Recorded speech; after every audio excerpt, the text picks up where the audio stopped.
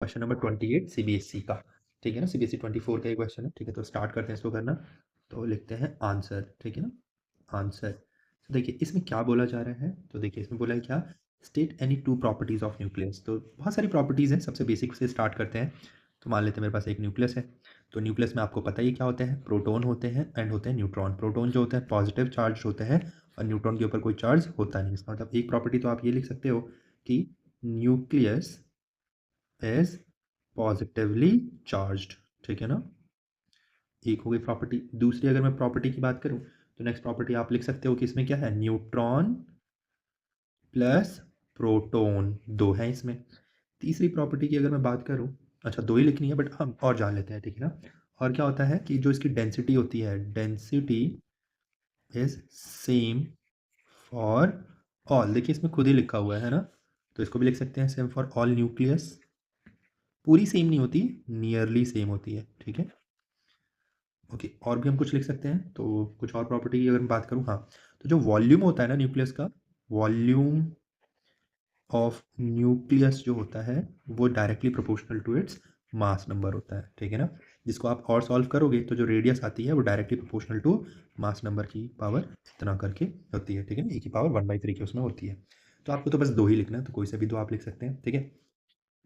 अब बात करते हैं पार्ट बी की। तो पार्ट बी में क्या बोला जा रहा है, अब हम वो देखते हैं। बच्चे देखो पार्ट बी में क्या बोल रहा है कि जो डेंसिटी ऑफ न्यूक्लियस है, ठीक है, और जो डेंसिटी ऑफ एटम है, ठीक है ना। Density of nucleus and density of atom, तो यही न्यूक्लियस मैं यहाँ पे भी मान रहा हूँ, सेम न्यूक्लियस है। तो इन्होंने बोल रखा है density of nucleus much more than that of an atom. तो देखो यहाँ पे सबसे बड़ी बात ये है कि आप समझ सकते हो क्या कि जो न्यूक्लियस है उसका साइज़ तो इतना है, ठीक है। ओके, अब बात करते हैं इसके एटम के साइज़ की। यहाँ पे लिख देता हूँ ये कितना है, मेरे पास न्यूक्लियस है और ये मेरे पास कितना है, एटम है। तो अगर आप मास की बात करेंगे तो टोटल मास अगर हम बात करेंगे इसकी, तो वही इसमें होंगे प्रोटॉन प्लस न्यूट्रॉन, इन सब का मास होगा इसमें, ठीक है। वही अगर एटम में बात करेंगे ना हम, तो एटम के मास की बात करें तो लिख देता हूँ मास ऑफ एटम। तो मेरे पास हो जाएगा अगेन प्रोटॉन प्लस न्यूट्रॉन का मास प्लस इलेक्ट्रॉन्स जितने भी होंगे उन सब का मास, ठीक है। आपको पता है प्रोटॉन और न्यूट्रॉन जो होते हैं एज़ कम्पेयर टू इलेक्ट्रॉन बहुत ही ज़्यादा हैवी होते हैं। तो मैं इसको लिख सकता हूँ प्रोटॉन प्लस न्यूट्रॉन के मास के इक्वल ही जस्ट ये रहेगा, ठीक है। अब देखो, अब रही बात अगर हमसे कोई बोले डेंसिटी की, तो मैं डेंसिटी को लिख सकता हूँ यहाँ पे D1, ठीक है ना। यहाँ पे या डी ऑफ न्यूक्लियस लिख देता हूँ और यहाँ पे लिख देता हूँ डेंसिटी ऑफ एटम। तो यहाँ पे फिर से आप कितना लिखेंगे, मास अपॉन वॉल्यूम। यहाँ पे भी यही आएगा कितना, मास अपॉन वॉल्यूम। अब आप एक चीज़ देखो, मास तो जो है नियरली दोनों का कैसा हो गया, सेम टू सेम जैसा ही जा रहा है। पर अगर आप वॉल्यूम में देखेंगे ना, तो इसका वॉल्यूम जो है ना, ये न्यूक्लियस का वॉल्यूम बहुत ही ज़्यादा छोटा है ना।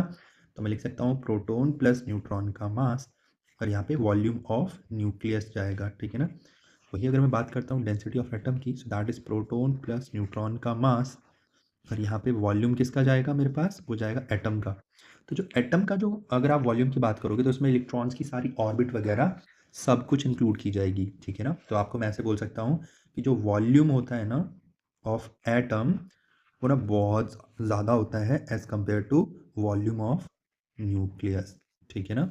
तो इसका ध्यान रखना, अगर ये बहुत ज़्यादा है और सेम मास है, इसका मतलब density of nucleus will be greater greater than density of atom. इस तरीके से हम इसे समझ सकते हैं, सेम मास है, ठीक है, पर वॉल्यूम क्या है आपका, एटम का ज़्यादा होता है। तो ये हमने समझ लिया बी पार्ट। अब हम करने जा रहे हैं तीसरा part, that is C part. Show that the density of nuclear matter is same for all the nuclei, ठीक है। अब हम इसको समझते हैं, तो चलते हैं। बेसिकली यही पूछा जा रहा है कि जो आपकी डेंसिटी होती है ना किसी भी न्यूक्लियस की, वो सेम होती है, ठीक है, फॉर ऑल द मैटर्स। तो करते हैं, ठीक है। तो सबसे पहले हमें लिखना पड़ेगा मास ऑफ न्यूक्लियस, ठीक है ना, मास ऑफ न्यूक्लियस। तो आपको पता है न्यूक्लियस में होता है प्रोटॉन्स होते हैं, न्यूट्रॉन्स होते हैं। तो Z मान लेता हूँ एटॉमिक नंबर है, तो आपको पता है यहाँ पे लिखना पड़ेगा मास ऑफ प्रोटॉन। वही अगर मैं बात करता हूँ A माइनस Z, तो वो मेरे पास हो जाएगा मास ऑफ न्यूट्रॉन, ठीक है। तो ये हो जाएगा टोटल मास। आपको पता है जो मास ऑफ प्रोटॉन की जो वैल्यू होती है ना, वो इक्वल टू किसकी होती है, मास ऑफ न्यूट्रॉन के। इसका मतलब मैं इसको रफली एस्टिमेट कर सकता हूँ, that is ZMP plus AMN minus Z times mn हो जाएगा, है ना। तो आपको पता है ये वाली वैल्यू नियरली सेम है, तो मैं इसको ऐसे कैंसिल आउट करूँगा और मेरे को एक रफली वैल्यू मिलेगी A टाइम्स ऑफ mn की जितनी, ठीक है। अब बात करते हैं नेक्स्ट की। तो नेक्स्ट है हमारे पास वॉल्यूम की कैलकुलेशन।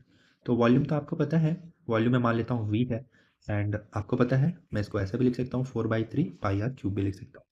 आपको पता है कि जो हमारे पास एक्सपेरिमेंट हुआ था रदरफोर्ड वाला, उसमें जो एटॉमिक रेडियस दी गई थी वो थी r⁻r0 a⁻1/3, ठीक है ना। तो हमको ये भी दे रखा है। तो अगर मैं इसको सॉल्व करूँ वॉल्यूम को, तो मेरे को मिलेगा 4/3 पाई आर की जगह r0 a⁻1/3 that is 4/3 pi r0 cube, और यहाँ पे मिलेगा a। तो this is like volume v, ठीक है ना। तो अब अगर आप बात करेंगे डेंसिटी की, तो आपको कुछ नहीं करना, लिखना क्या है, डेंसिटी। तो डेंसिटी कितना होता है, मास ऑफ, क्योंकि न्यूक्लियस की डेंसिटी की बात हो रही है, तो mass of nucleus upon volume of nucleus लिखा जाएगा बच्चों, ठीक है। तो अगर आप इतना लिखेंगे तो मास ऑफ न्यूक्लियस अभी आपने निकाला था a times of mn, volume of nucleus की बात है तो 4/3 पाई r0 क्यूब इंटू a होगा। तो a से a कैंसिल आउट हो जाएगा, और आप इसे देख सकते हैं कितना हो जाएगा, mn 4/3 पाई r0 क्यूब, जिसको आप चाहो तो ये भी लिख सकते हो, ठीक है। एंड यहाँ पे लिख सकते हैं 4πr0 क्यूब। तो आप देख सकते हैं यहाँ पे हमारे पास किसी भी टाइप का कोई भी एटॉमिक नंबर वाला टर्म नहीं है। इसका मतलब लिख सकते हैं जो भी डेंसिटी है is directly proportional to a की पावर 0, मतलब इंडिपेंडेंट है, ठीक है ना, मास नंबर से। तो ये हमारे पास कैसा हो गया, हैंस प्रूव्ड हो गया, ठीक है। तो ये आपको लिखना होगा, ठीक है ना। सो थैंक यू बच्चों, थैंक्स फॉर वॉचिंग।